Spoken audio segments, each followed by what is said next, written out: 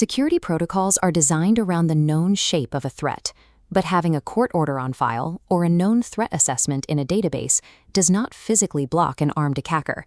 The gap between a theoretical security plan and physical safety is ultimately resolved by human execution.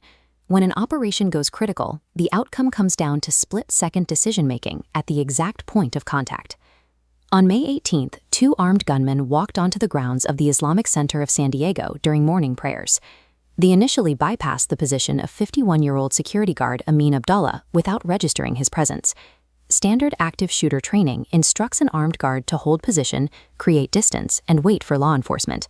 Abdullah did the exact opposite. He turned, drew his weapon, pursued the attackers from behind, and used his radio to broadcast a lockdown code.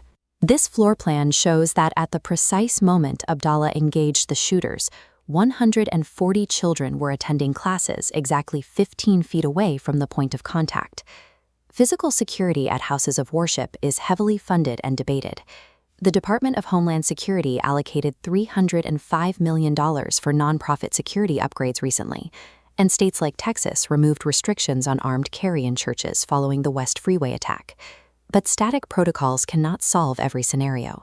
Abdullah recognized a threat that had passed him and absorbed the critical seconds that a decision costs, dying in the exchange so the children behind those doors had time to lock down. Without his deviation from protocol, those 15 feet remain undefended. Meanwhile, in London, factional warfare within the Iranian exile community is escalating physically. A local drill rapper recently posted a video explicitly mimicking gunfire and calling for opposition members to be shot. Weeks later, the footage remains stuck in police assessment. Across the Atlantic, a purely administrative approach failed entirely. On May 23rd, 21-year-old Nasir approached a Secret Service checkpoint outside the Eisenhower Executive Office building, drew a revolver, and opened fire on officers. This timeline tracks Best's documented history as a known threat.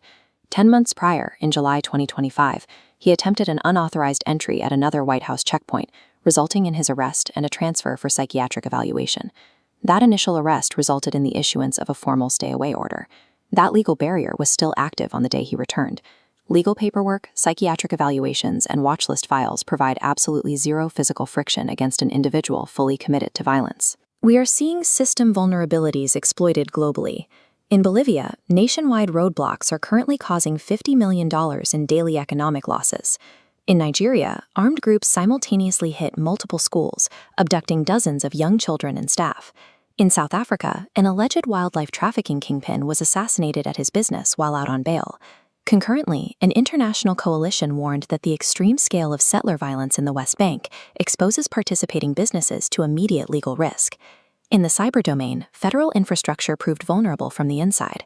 A contractor employed by Nightwing left CISA plain text credentials and an active RSA private key exposed on a public GitHub repository.